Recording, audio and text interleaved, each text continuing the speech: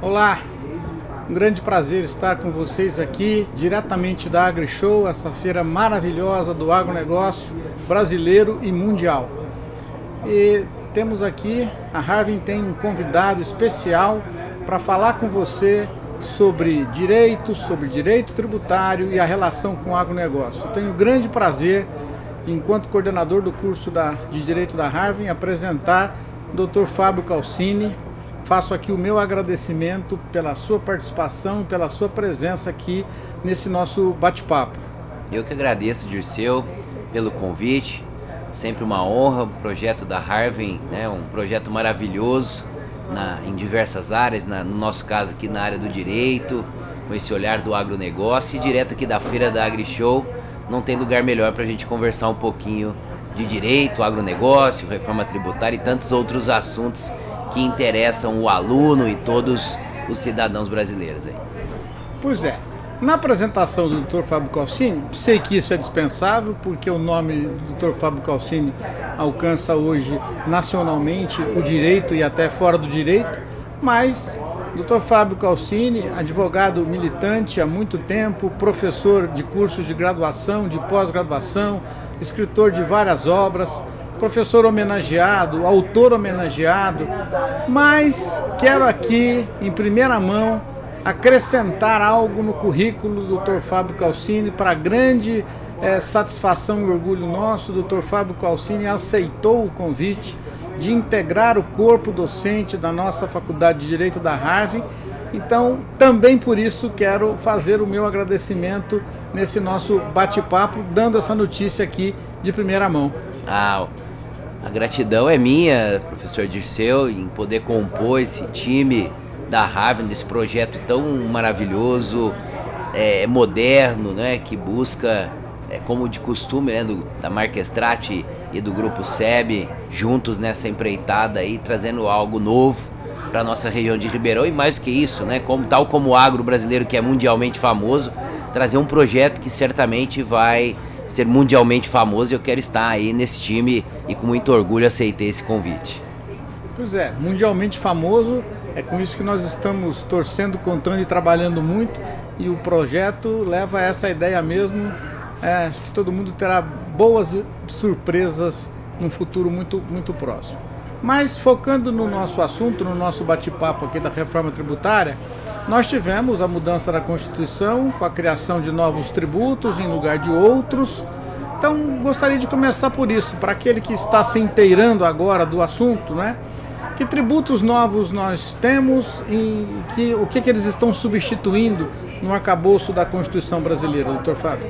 De fato, na área do agronegócio, a reforma tributária ela muda muito, porque o agro, em razão do tratamento diferenciado, favorecido, que se impõe a esse setor, nós temos vários tributos atuais, como ICMS, PIS/COFINS, entre outros, IPI, cuja tributação é reduzida, é mitigada, até porque o foco central do agro é a produção de alimentos. E a reforma vem para alterar esses aspectos, né, impedindo incentivos fiscais, sobretudo dos estados, e cria principalmente 3 tributos, o IBS, a CBS e o Imposto Seletivo. No caso do agro, mais especificamente o IBS e a CBS serão os principais tributos, e o agro terá um tratamento diferenciado nessa reforma, com redução de alíquota, com uma cesta básica, onde a alíquota será 0. Esses são os pontos, talvez, principais dessa reforma, mas com uma certa preocupação. Além da novidade, o fato de que, segundo estudos que têm sido desenvolvidos, teremos um aumento na carga tributária do agro, e esse é o ponto negativo dessa reforma tributária. O senhor acredita que esse aumento será algo considerável? Porque algumas pessoas, e o grande pavor de alguns, e a grande insegurança de todos, é de que nós não temos ainda nenhuma sinalização de quanto será a alíquota dessa tributação. O governo falou em 25% quando da implantação da reforma tributária, mas em razão de algumas concessões que o Congresso fez já no momento da elaboração da reforma constitucional, já se fala numa alíquota de 27%, de 28%. Há alguns que chegam, não sei se com exagero ou não, chegam a falar em 30% ou até um pouco mais do que 30%. De qualquer modo, acho que teremos aumento da carga tributária, infelizmente. Para o setor do agro, de fato, a tendência é o aumento da carga tributária. Desculpa. Porque um estudo que foi feito, levando em consideração outros países que têm essa tributação do consumo, o famoso IVA, né?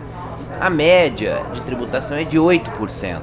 E aqui no Brasil, mesmo com as reduções de alíquota, nós vamos chegar em 10%, 12%. Né? Então, de fato, aumento na carga nós teremos. O que nos motiva é a simplificação que se busca sustentar. Se ela vier, eventualmente pode atenuar um pouco esse aumento da carga fiscal. Mas existem fatores outros, professor Dirceu, que tem relação com a mudança tributária, que é o próprio fluxo de caixa, que muda muito, principalmente para aqueles produtores, seja pessoa física ou jurídica, que ingressarem nessa nova sistemática. Né? Muda bastante, e esse é um dos pontos de maior preocupação, além da devolução dos créditos da não cumulatividade, principalmente para os exportadores e, no caso do agro, como um dos grandes exportadores, isso atinge também de forma muito significativa. Nós tivemos a mudança da Constituição, então o arcabouço dessa reforma está, como não poderia deixar de ser, no texto constitucional, e agora teremos as leis complementares e ordinárias que vão efetivamente implementar a reforma.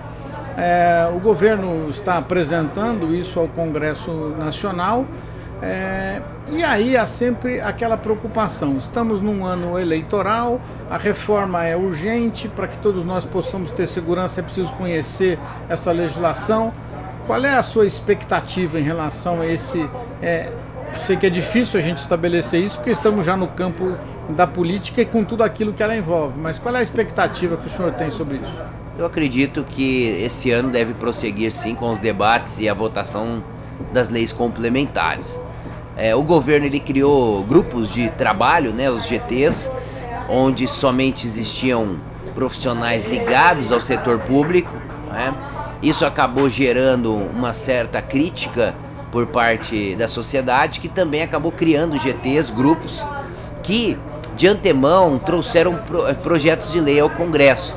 E agora o governo, por meio desses GTs, também trouxe o projeto de lei complementar dele, né? Então vai ter aí certamente um embate bem grande entre o setor produtivo, a sociedade e o governo, uma vez que existem divergências nos projetos de lei. Para dar um exemplo, por exemplo, aqui uma situação bem controvertida é a cesta básica, né? A cesta básica nacional de alimentos, que terá uma tributação de IBS, CBS alíquota zero.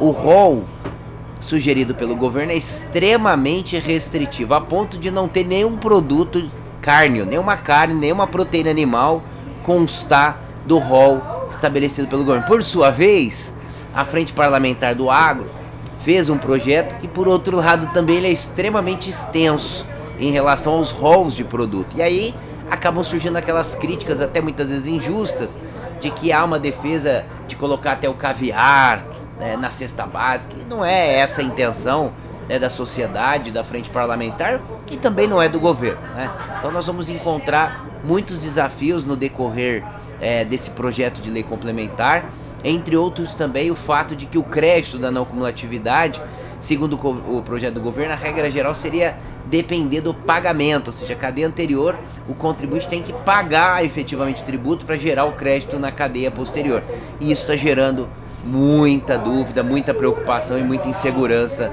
uma vez que é algo que até compreensível, pensando do ponto de vista do governo, no entanto, não muito realista, levando em consideração as características do nosso país. Uma pesquisa que surgiu a semana passada, indica que para o setor industrial, do grupo que foi pesquisado, e eu não sei lhe dizer qual é esse universo, mas 65% das indústrias pesquisadas estão preocupadas com essas mudanças e o que isso vai afetar o seu negócio.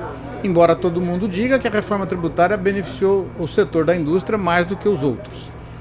Mas algumas indústrias já estão prevendo para um futuro próximo, é óbvio que o planejamento industrial envolve aí 10, 15 anos, a mudança da indústria por não fazer mais sentido ela estar na região onde atualmente se encontra instalada, porque com o fim de benefícios, ela não tem mais sentido ficar e prefere estar em pontos onde logisticamente ela consegue diminuir o seu custo. Isto significa que nós vamos ter uma mudança de empregos circulando pelo Brasil.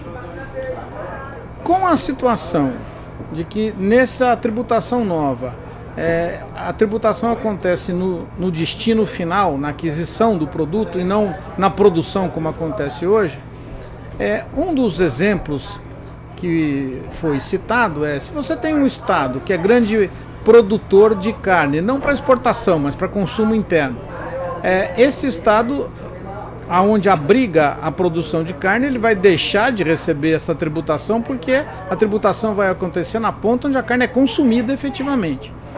O senhor acredita que essa mudança, deslocando-se a tributação para a aquisição final, consumo final, isso vai afetar também a indústria do agro? Dirceu, de certo modo, para algumas atividades sim, né? Algumas atividades como a indústria do álcool e do açúcar e álcool, açúcar alcooleira, não, porque ela depende, para ser possível a produção de cana-de-açúcar precisa estar no raio de no máximo 60 quilômetros. Mas outros tipos de atividade, sim, a questão de não ter mais os incentivos ali no local de produção pode influenciar, uma vez que ele pode comprar milho, soja, sorgo, seja o que for, em qualquer lugar do país, para exercer a atividade agroindustrial dele e não depender mais desses tipos de incentivos. Então isso pode sim ser um fator de mudanças. Eu acredito que não seja tão rápido assim, porque essas empresas realizaram investimentos, e isso não é tão simples de deslocar uma estrutura industrial de um lugar para outro, mas pode ser uma tendência a médio e longo prazo. Bom, aproveitando aqui uma fala sua para trazer aqui nesse nosso bate-papo um lado bom da reforma tributária, né? O senhor fez uma menção, né, de que nós devemos diminuir aí a estrutura até para a montagem de toda a atividade meio da tributação, né? As chamadas obrigações acessórias, talvez a gente tenha uma diminuição disso. Há um exemplo de uma indústria ligada ao agro, grande produtora aí de proteína animal, e que está no mundo todo.